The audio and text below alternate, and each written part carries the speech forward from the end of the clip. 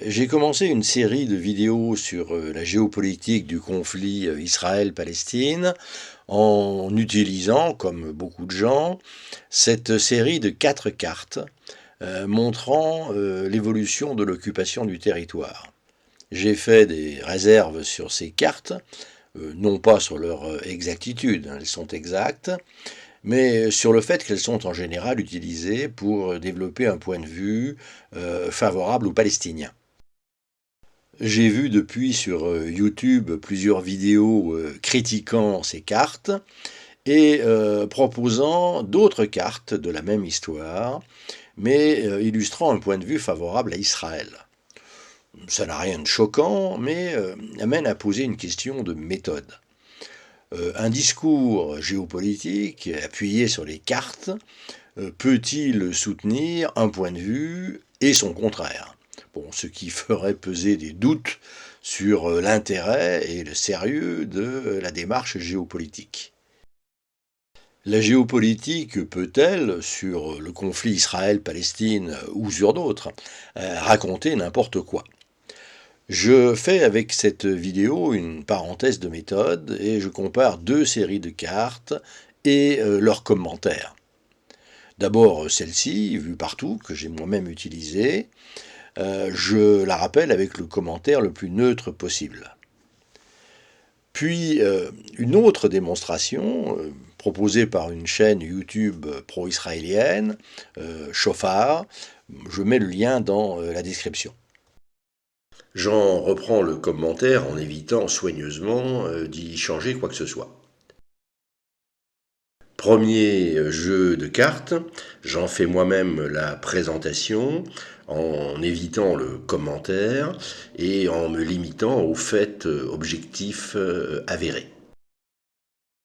Ce que nous appelons la Palestine est un territoire dont les frontières ont été fixées par la Société des Nations, l'ancêtre de l'ONU, au lendemain de la Première Guerre mondiale et de la disparition de l'Empire ottoman qui avait administré tout le Moyen-Orient pendant des siècles.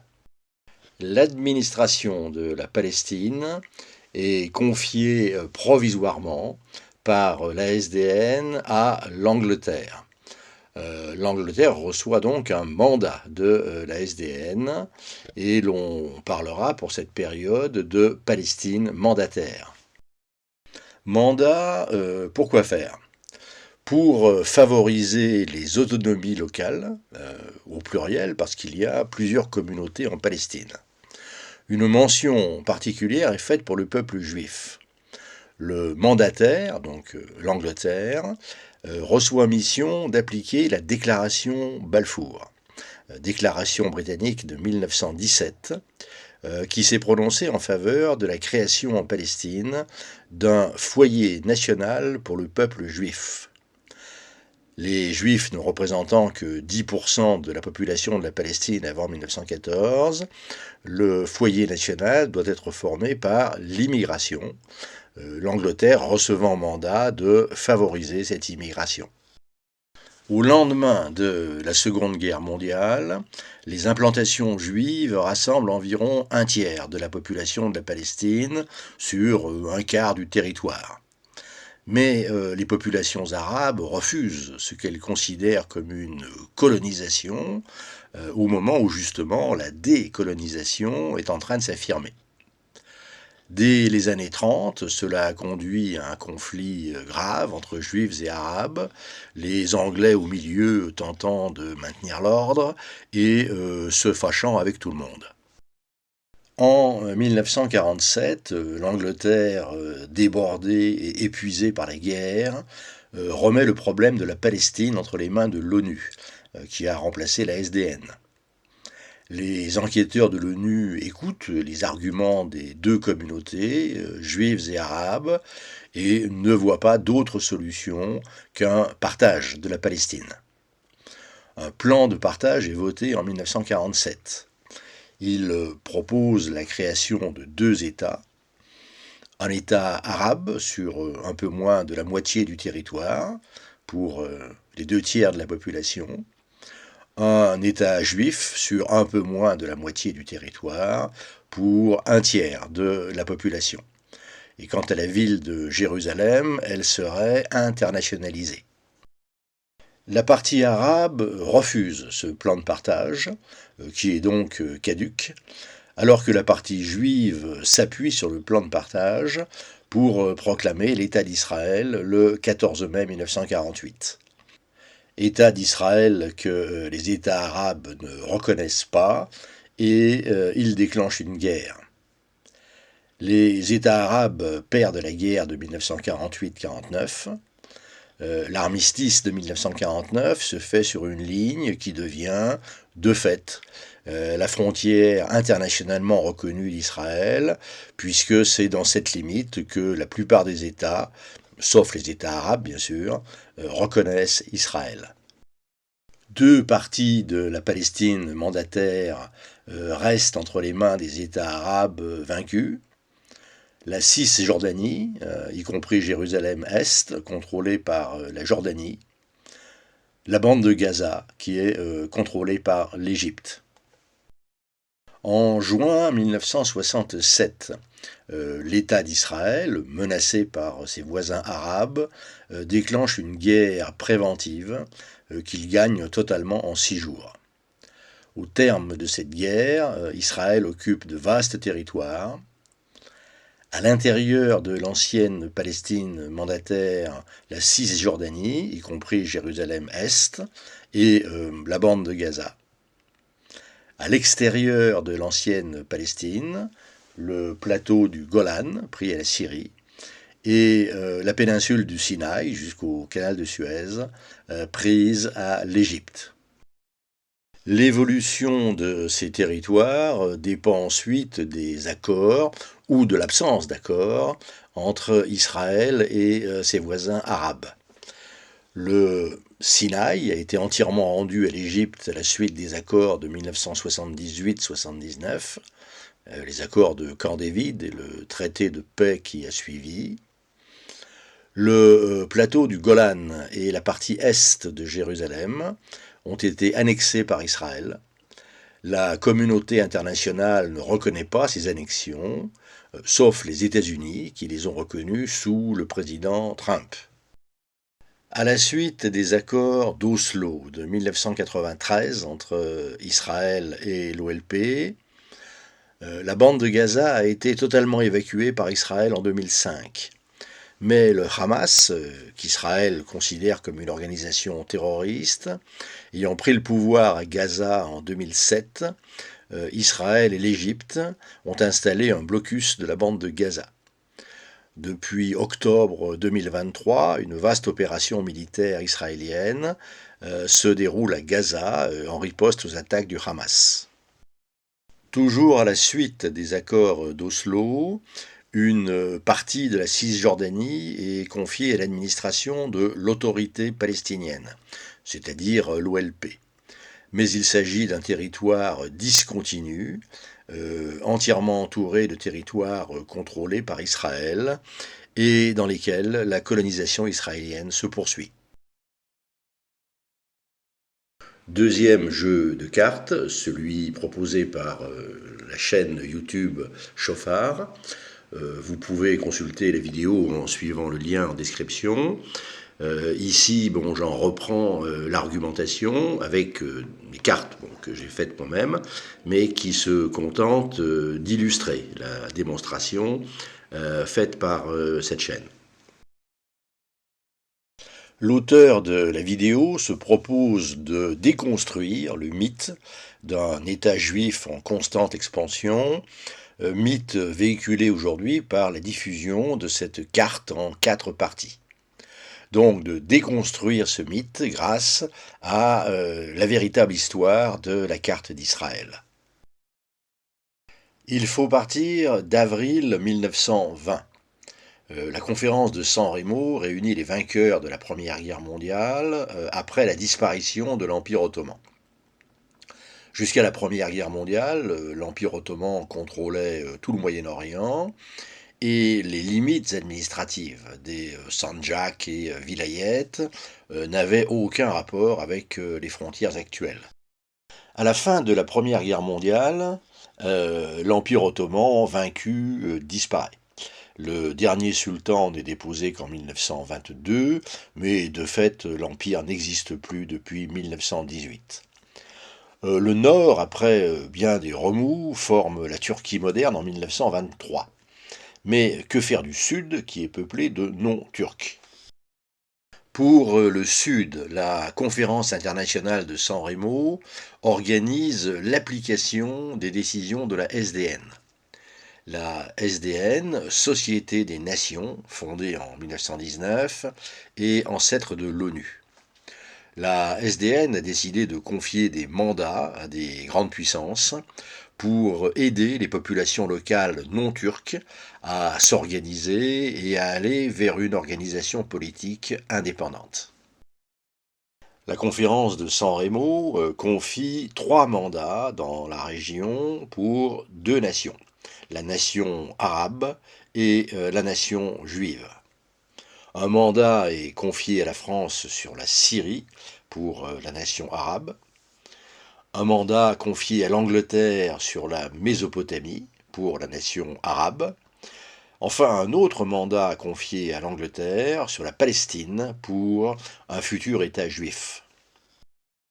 Ce projet d'un État juif, c'est la concrétisation de la déclaration Balfour de 1917, qui est approuvée par la conférence de San Remo. La déclaration Balfour était, en novembre 1917, une prise de position officielle du gouvernement britannique. Que disait-elle ? Le gouvernement de Sa Majesté envisage favorablement l'établissement en Palestine d'un foyer national pour le peuple juif et emploiera tous ses efforts pour faciliter la réalisation de cet objectif.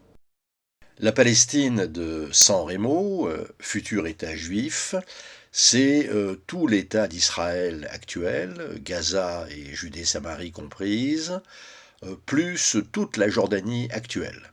Donc un vaste territoire de part et d'autre du Jourdain. Mais dès 1923, les Anglais réussissent à introduire une modification avec l'article 25 du texte de San Remo. La déclaration Balfour ne s'appliquera pas à l'est du Jourdain.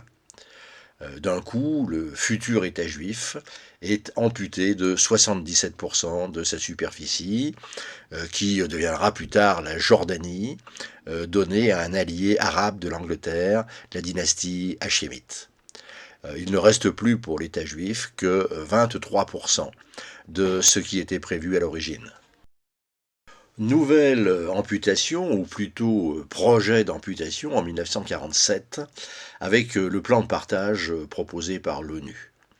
Donner à l'État juif seulement 50% des 23% restants. Jérusalem n'étant pas dans les 50%, puisque la ville doit être internationalisée. Les Arabes ayant refusé le partage, la totalité des 23% devraient revenir à Israël. Mais malgré leur refus du partage, les Arabes lancent leurs armées à l'attaque d'Israël en mai 1948. La Jordanie réussit à conquérir l'ensemble de la Judée-Samarie et la vieille ville de Jérusalem. L'Égypte réussit à conquérir Gaza. Avec la guerre des 6 jours, en juin 1967, pour la première fois, Israël va grandir, mais pas pour longtemps. Au sud, l'armée libère la bande de Gaza et conquiert l'ensemble du désert du Sinaï, jusqu'au canal de Suez. Au nord, l'armée conquiert le plateau du Golan des mains des Syriens. Au centre, Israël repousse la Jordanie, des territoires conquis 19 ans plus tôt, la Judée-Samarie et Jérusalem-Est. À partir de 1967, il n'y a plus que des reculs d'Israël. Au sud, le Sinaï est rendu intégralement à l'Égypte en 1979. En 2005, Israël se retire intégralement de la bande de Gaza. Au nord, le Golan est annexé et la pleine citoyenneté israélienne est accordée aux quelques milliers de locaux qui s'y trouvent. Résultat, les 23% laissés à Israël, moins Gaza plus le Golan, eh bien, ça fait à peu près 23% de ce qui était prévu à l'origine pour l'État juif. 23% c'est tout petit, et l'on voudrait encore qu'Israël abandonne des territoires pour former un nouvel État arabe. La prochaine fois que vous verrez quelqu'un brandir cette carte de l'expansion sauvage d'Israël, vous saurez que tout cela n'est que mythe et propagande, parce que les vrais faits, vous les détenez maintenant. De cette juxtaposition de deux discours complètement différents, s'appuyant tous les deux sur des cartes et sur un rappel des événements historiques, est-ce qu'on peut conclure qu'un discours géopolitique est capable de défendre avec vraisemblance une thèse et son contraire, c'est-à-dire n'importe quoi? Bon, ce qui reviendrait à dire que le discours géopolitique n'a aucune valeur. N'allons pas si vite en besogne. Une représentation géopolitique doit toujours être soumise à la critique, et on a toujours raison de s'interroger sur la vision et les arrière-pensées de son auteur. Mais une représentation géopolitique doit aussi subir l'épreuve des faits, l'épreuve de la comparaison avec les faits historiques ou géographiques objectivement avérés. Pour la première série de cartes dans laquelle je me reconnais, on peut tout à fait ne pas être d'accord avec l'insistance mise sur tel ou tel aspect, ou avec l'absence de tel autre fait. Mais j'attends qu'on me dise ce qui est faux dans le commentaire des cartes. Par contre, pour la deuxième série de cartes, la démonstration repose dès le début sur des affirmations complètement fausses. Je ne connais pas l'auteur de la vidéo, je n'ai aucune raison de mettre en doute ses compétences ou sa sincérité. Je dois donc penser qu'il croit ce qu'il raconte. Et le problème, c'est comment peut-on croire des choses pareilles? Je me permets de formuler une hypothèse.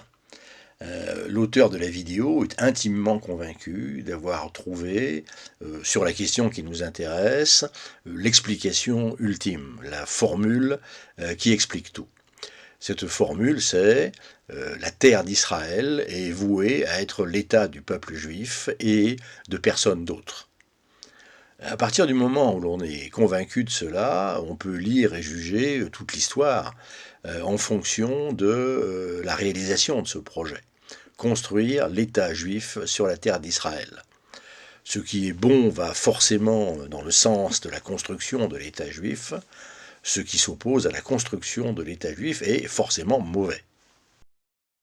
Reprenons au début la logique de ce raisonnement. En 1920, la conférence de San Remo a confié à l'Angleterre un mandat pour favoriser la création d'un État juif en Palestine. C'est faux. La formule État juif n'est jamais employée par la conférence de San Remo, ni par la déclaration Balfour, qui a effectivement été approuvée par la conférence de San Remo. Dans la déclaration Balfour, le gouvernement anglais envisage favorablement l'établissement en Palestine d'un foyer national pour le peuple juif, pas d'un État. Qu'on ne vienne pas nous dire que foyer national et État, c'est la même chose. La déclaration Balfour, c'est une seule phrase, dont chaque mot a été pesé pendant des mois par la diplomatie britannique, et aucun mot n'est là par hasard. Un foyer national, c'est un endroit où pourront vivre les juifs, ce n'est pas, en tout cas pas nécessairement, un État juif, c'est-à-dire un territoire souverain, gouverné exclusivement par les juifs. La raison de cette limitation se trouve dans la déclaration Balfour, dont il ne faut pas oublier de citer la deuxième partie. L'Angleterre se déclare favorable à la création en Palestine d'un foyer national pour le peuple juif, étant clairement entendu que rien ne sera fait qui puisse porter atteinte aux droits civils et religieux des collectivités non juives existantes en Palestine. À cette époque, les Juifs représentant approximativement un dixième de la population de la Palestine, on voit mal comment on aurait pu transformer la Palestine en État juif sans porter atteinte aux droits civils et religieux des collectivités non juives, c'est-à-dire les 9 dixièmes de la population. Certes, les Anglais et la conférence de San Remo et la SDN acceptent que cette répartition soit modifiée par l'immigration juive. Mais on ne sait pas très bien comment cette immigration sera reçue par les populations déjà en place. C'est bien pourquoi les précautions de la déclaration Balfour sont reprises par la conférence de San Remo. L'article 6 du communiqué de la conférence, du texte de la conférence, déclare que la puissance mandataire facilitera l'immigration juive. Continuons. Dès 1922, le futur État juif est amputé par les Anglais de 77% de sa superficie. Pas besoin de répéter que le territoire en question n'était pas considéré par les Anglais ou par la SDN comme un futur État juif. L'amputation a bien lieu, mais ce n'est pas une manœuvre sournoise des Anglais. Elle était prévue dès la conférence de San Remo. L'article 25 ouvrait la possibilité pour le mandataire de suspendre à l'est du Jourdain les décisions de San Remo qui seraient jugées inapplicables. C'est ce que font les Anglais en 1922. Ils proposent de ne pas appliquer à l'est du Jourdain les dispositions concernant le foyer national juif. Cette proposition est approuvée par le Conseil de la SDN le 16 septembre 1922. Pourquoi cette restriction ? Parce que les Anglais constatent que les inquiétudes qu'ils avaient manifestées dès la déclaration Balfour étaient tout à fait justifiées et que ça ne se passait pas bien du tout entre l'immigration juive et les communautés non juives existantes en Palestine, qui représentaient, rappelons-le, les 9 dixièmes de la population. Les premières émeutes anti-juives ont lieu à Jérusalem en avril 1920, au moment même de la conférence de San Remo. Poursuivons avec le plan de partage voté par l'ONU en novembre 1947.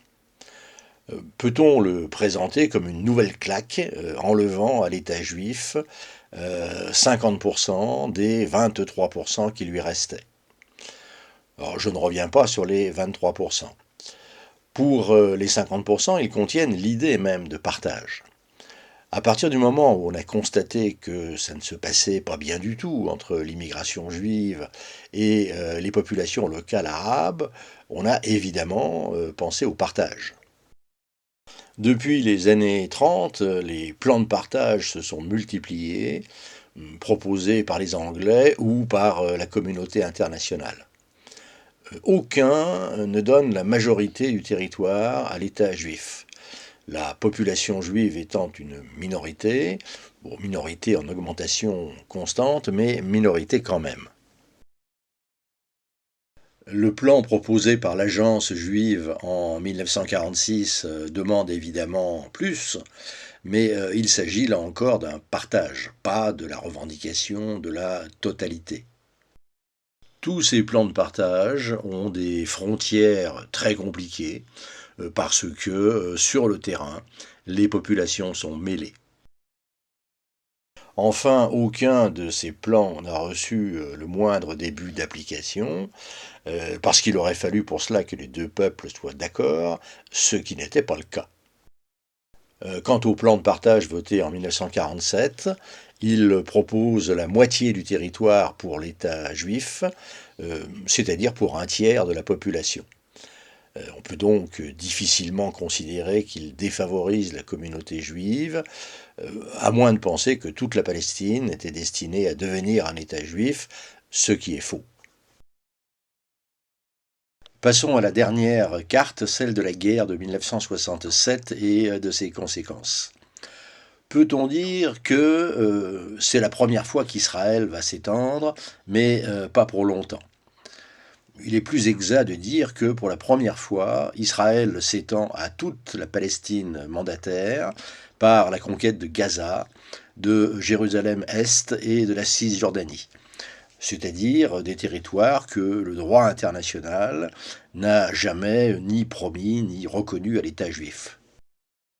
Pour la première fois également, Israël s'étend au-delà de la Palestine mandataire, par la conquête du Sinaï, pris à l'Égypte, par la conquête du Golan, pris à la Syrie.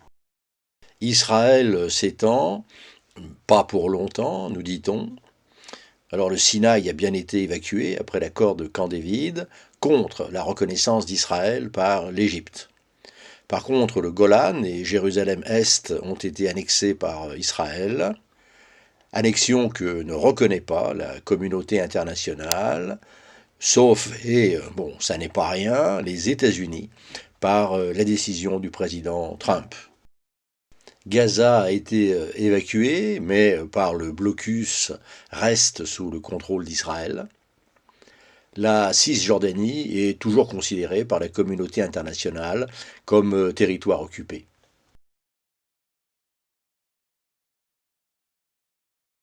La géopolitique peut-elle porter un regard objectif sur ce type de conflit? Je pense que oui.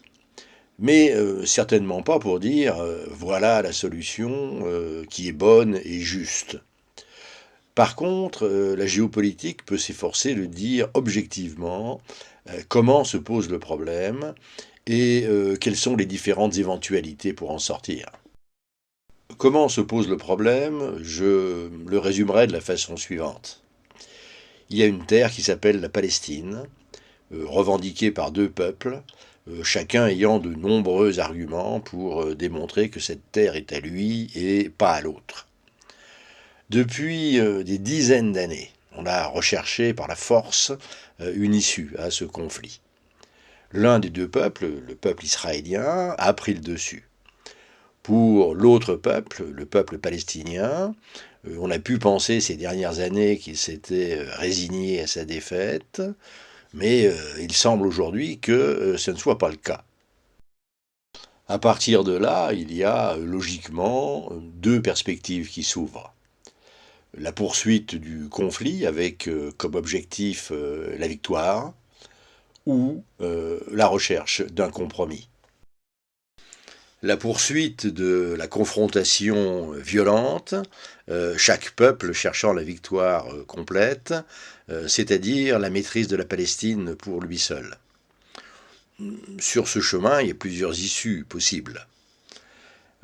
La première, le peuple palestinien finit par se résigner à une défaite, mais aussi bien l'histoire depuis un siècle que l'actualité depuis le 7 octobre 2023 rendent cette perspective peu probable. Deuxième possibilité, aucun peuple ne parvient à se débarrasser de l'autre, et c'est la poursuite d'un conflit perpétuel, mais avec des risques considérables de dérapage et d'élargissement. Troisième possibilité, Israël réussit à se débarrasser des Palestiniens, mais à un prix terrible, Israël devenant un État génocidaire. Enfin, quatrième possibilité, dans l'hypothèse fort peu probable, où ce seraient les Palestiniens qui parviendraient à se débarrasser d'Israël, ils deviendraient eux-mêmes un peuple génocidaire. L'autre grande perspective, c'est la recherche d'un compromis, d'un partage ou d'une autre façon de vivre ensemble côte à côte sur la même terre. Alors cela semble évidemment la voie la plus raisonnable, mais elle suppose remplir deux conditions. La première, que chaque peuple fasse des concessions, c'est-à-dire renonce à une partie de ses projets et de ses rêves. La deuxième, c'est que chaque peuple ait suffisamment confiance dans l'acceptation par l'autre d'une solution de compromis. Il est clair que ces deux conditions ne sont pas près d'être remplies. En tout cas, ce n'est pas en comparant les horreurs commises par les uns et par les autres, et en se demandant ce qui est le plus horrible, que l'on fera avancer le problème. Si l'on pense encore avoir un cerveau, et si on veut s'en servir de façon utile, il faut d'abord se demander comment on a pu en arriver là, et donc comment on pourrait en sortir. Sortir d'une situation qui est déjà une tragédie pour les deux peuples, israéliens et palestiniens, et qui risque de déborder sur une catastrophe encore plus large.